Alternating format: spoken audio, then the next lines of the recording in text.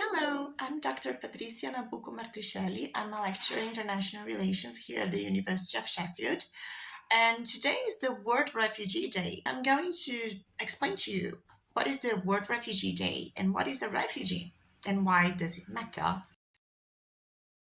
So, a refugee is a person that leaves the country where they live, the country where they are nationals. They cross an international border and they go to another country and apply for asylum because they have a well-funded fear of persecution because of their race, religion, nationality, political opinion, and membership of a particular social group. So the entire idea is that this person cannot have the normal protection from the country where they live or the country where they have their nationality, and therefore they have to go to another country that will protect them.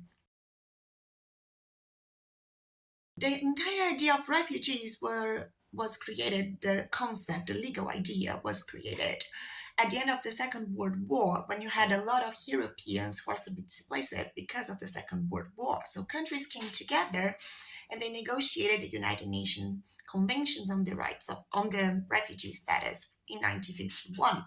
In 2001, the United Nations decided to create the World Refugee Day to celebrate 50 years of the United Nations Conventions and to remember the word of the situation of refugees.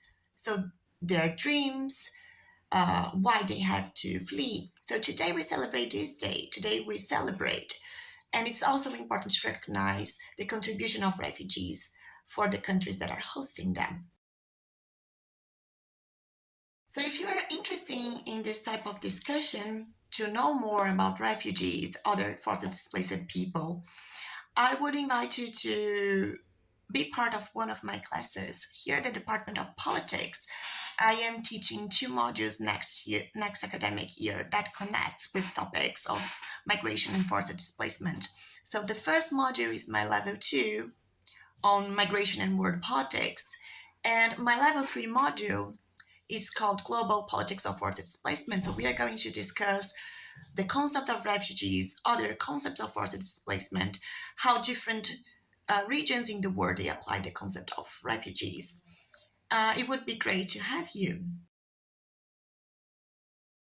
So my research is about refugees. So I am from Brazil, and my research has been studying different asylum policies, not only in Brazil but in Latin America as well. So I studied family reunification policy, so policy that allows refugees to be reunited with their families in Brazil. I also studied the situation of refugee children in Brazil and Latin America, and also how COVID-19 has impacted refugees living in Brazil. As a researcher, I am part of the GAIN, that is the UN network for academics doing research on forced displacement. And I'm also involved with different partners in Brazil to impact policies, asylum policies, both in the Brazilian level, but also in Latin America as a region. So another interesting thing about refugees is that at the UN we have the United Nations High Commissioner for Refugees. So that would be the UN agency that provides support to refugees. And they publish an annual report with some data about not only refugees but other people that are forcibly displaced. So they calculated that at the end of 2022, 108.4 million people were forcibly displaced. These include refugees, so people that were forcibly displaced because of their race, nationality, religion, political opinion, or because they are members of a particular social group, but also people that never crossed an international border, so internally displaced people. If we are talking about refugees, 76% of all refugees, they are in low and middle income countries, and 70% of refugees, they are hosted in countries that are close from the places where they are displaced. So currently, most refugees that we have now, they come from Syria, first place, Ukraine, the second place, Afghanistan, third place, Venezuela, the fourth place, and South Sudan, the top five.